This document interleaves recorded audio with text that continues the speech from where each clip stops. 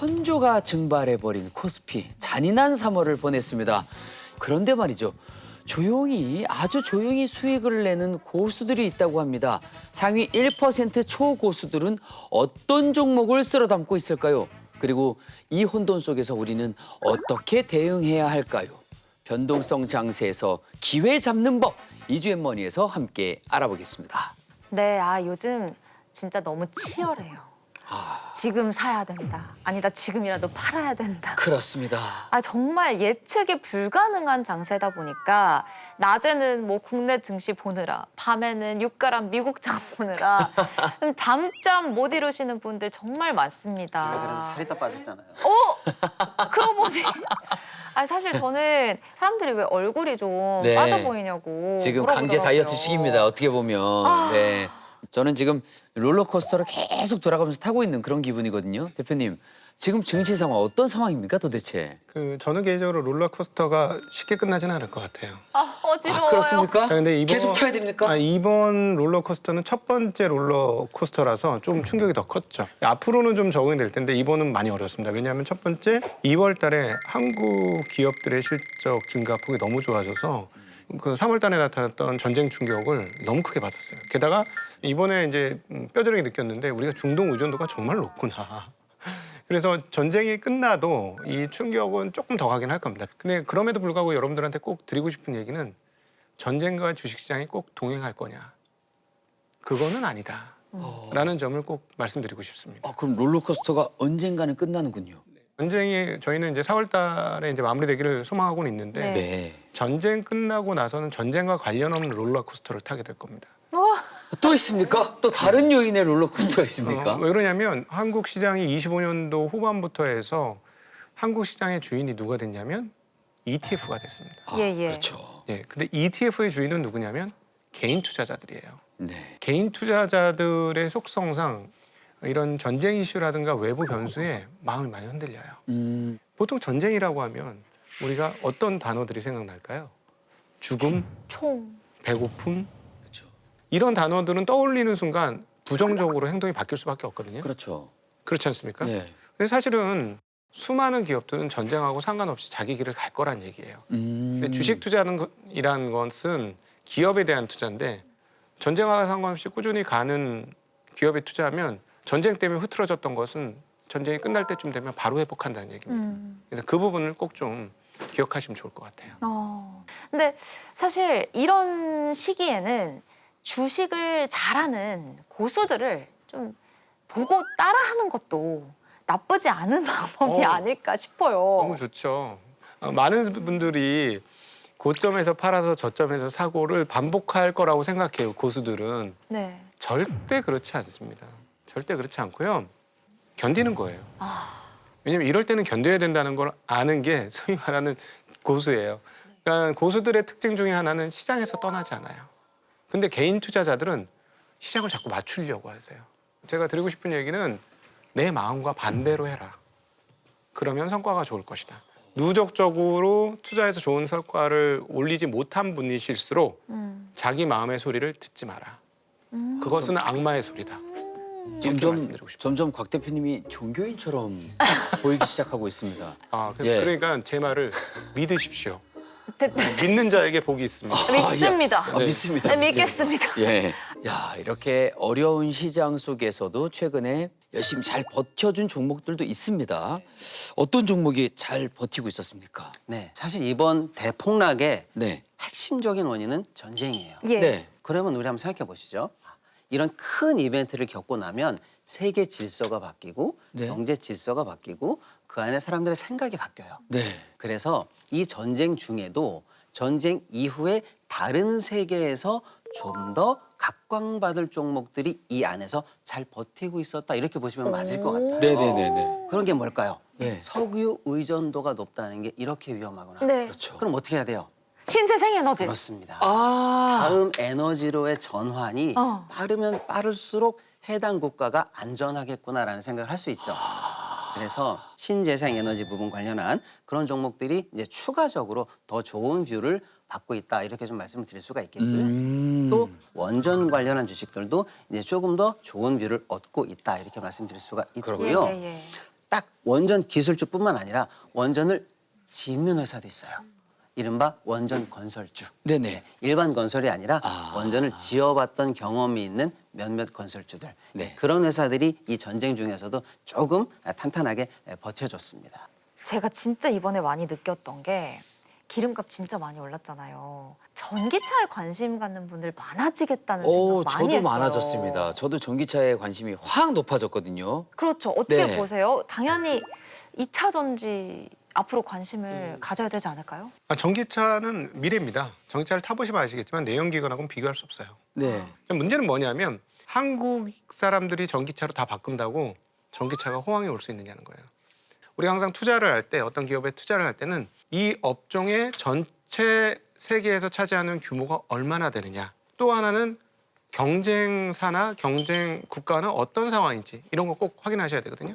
저는 전기차의 미래에 대해서는 확신을 합니다만 지금 현재 미국에서는 지난번 OBBBA법 이후로 전기차에 대한 보조금이 없어졌어요. 아, 그래서 2차 전지가 미래는 되게 좋은데 네. 이익의 개선세까지는 꽤나 오랜 시간 기다려야 되고 걸출한 경쟁자들이 있죠. 바로 중국입니다.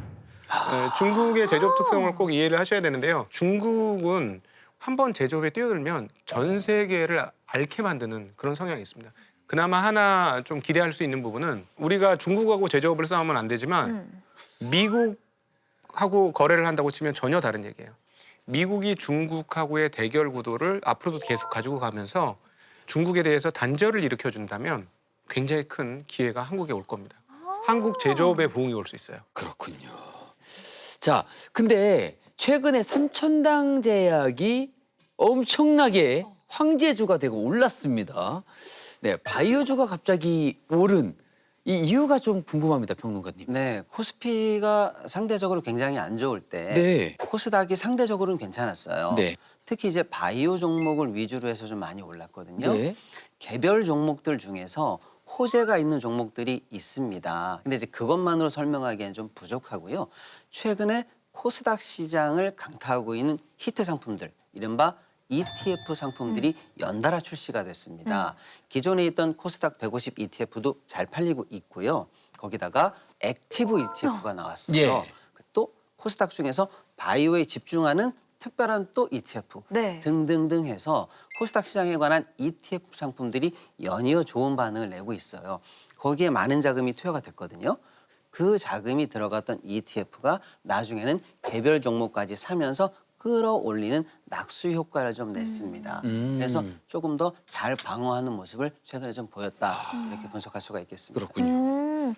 대표님은 어떻게 보세요? 이 바이오주 쏠림 현상에 대해서요? 전 세계적으로 지금 그 바이오나 제약 중에서 최고 히트 상품이 뭔지 아십니까? 뭐 마운자로 아니면 위고비 네. 둘 중에 하나죠. 네, 그렇죠. 살 빼는 약이죠. 네네네. 살 빼는 약인데 그 문제는 뭐냐면 주사제로 맞거든요. 근데 이거를 그 먹는 약으로 만들었다고 하니까 아, 엄청 센세이션처럼 느껴지잖아요. 네네네. 그런데 뭐 일라릴리라든가 말씀하셨던 노보노디스크 이런 회사들이 정말 주가가 미친 듯이 많이 올랐잖아요. 네. 근데 한국의 기업이 그걸 했다?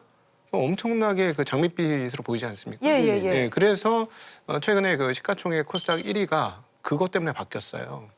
그런데 발표한 이후에 바로 하한가라고 직행을 해버렸거든요. 아이고. 주가가.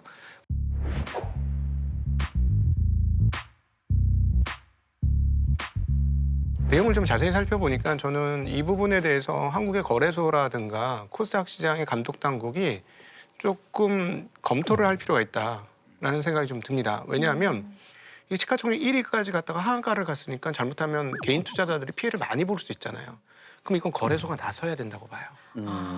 거래소가 나서서 이 공시의 진실성과 미래의 타당성 이런 것들을 분석해서 개인 투자자들이 보호될 수 있도록 해야 된다는 것이죠. 네, 이 문제는 사실 굉장히 중요한 문제입니다. 네. 특정 회사의 문제가 아니고요. 이 공시가 제대로 된 건지 심판을 봐줘야 되는 당국은 약간 뒤로 빠져 있는 상황이 되니까 두려운 마음에 일단 하한가가 나왔다라고 볼 수밖에 없고요. 늦었지만 거래소가 불성시 공시법인 지정 예고를 했어요. 어떤 뜻이냐면 너희들이 했던 공시가 맞는지 틀리는지 들여다볼 예정이야 라는 발표를 했거든요. 추후에 이 부분이 명명백백하게 드러나야 돼요. 그래야 앞으로 우리나라에서 신기술이 있다, 특허가 있다, 세계 시장을 제패할 만한 대단한 기술이 있다 이런 회사가 나올 때 우리가 그걸 믿고 거래할 수가 있게 된다는 그렇죠. 거죠. 그래야 우리 시장의 신뢰가 올라가고 적어도 한 시장에서 1등하는 회사에 대한 공시는 믿을 수 있는 시장이다라는 신뢰를 우리가 회복할 수 있겠다라는 측면에서 당국의 현명한 대처와 건강한 시장의 어떤 우리 이 신뢰를 회복하는 계기가 됐으면 좋겠습니다. 네, 피 같은 조언 새겨 듣도록 하겠습니다. 네. 근데 이 변동성 심한 이 롤러코스터 장 그래도 반전 모멘텀이 있지 않을까요, 대표님? 시가 배당률이 높은 기업을 투자해라. 배당률. 이런 말씀을 많이 드리는데 그 2월 달에는 시가 배당률이 5% 넘는 주식들이 시가만 났습니다. 근데 다시 주가가 빠지면서 다시 생기기 시작했어요. 네. 그래서 이런 기업들을 좀 찾아서 투자를 하신다면 뭐 완만하지만 좋은 결과를 얻으실 수 있을 거다라고 생각하고요. 그다음에 이제 반도체 기업들 가지신 분들이 걱정이 많으실 텐데 뭐 여전히 기록적인 이익이 나는 것은 뭐 전혀 변화가 없는 네. 상황입니다. 아마도 3분기 정도까지 계속해서 이익 증가를 보시게 될 것 같고요. 네. 그러면 지금 걱정하고 계신 분들은 좀 편안한 마음으로 실적 발표, 분기별 실적 발표하는 것을 지켜보실 필요가 있지 않을까? 네. 그렇게 생각을 합니다. 그리고 정책은 유지되고 있습니다. 이것은 한국의 어떤 거대한 머니 무브로 연결될 가능성이 있는 부분이라서 이 부분은 항상 열어놓고 계시고 그래서 드리고 싶은 말은 한국 시장에서 떠나지 마십시오. 네. 아무리 힘들어도. 네. 그러면 결국에는 좋은 결과를 얻으실 수 있을 것 같아요. 시장을 떠나지 말라. 네. 가장 중요한 키워드군요. 네. 네. 네. 사실 지금 우리 시장 떠나면 안 된다라고 말씀을 주셨지만 사실 공포 분위기는 맞잖아요. 이 코스피 4천까지 갈 수도 있는데 저 버틸 수 있겠죠? 네, 일단은 지금 같은 시장은요 역대급 시장이에요. 이 정도의 변동성을 겪은 적이 거의 없을 정도입니다. 가장 난이도가 지금 높은 시장입니다. 네. 어렵습니다. 그럴 때는 아무것도 하지 마라. 이게 일단은 제1의 원칙일 수 있습니다. 그런데 아무것도 하지 않는다는 게 그야말로 차트 창을 덮고 아무것도 하지 않는다? 그건 아니에요. 이 전쟁은 언젠가는 끝나게 돼 있어요. 네.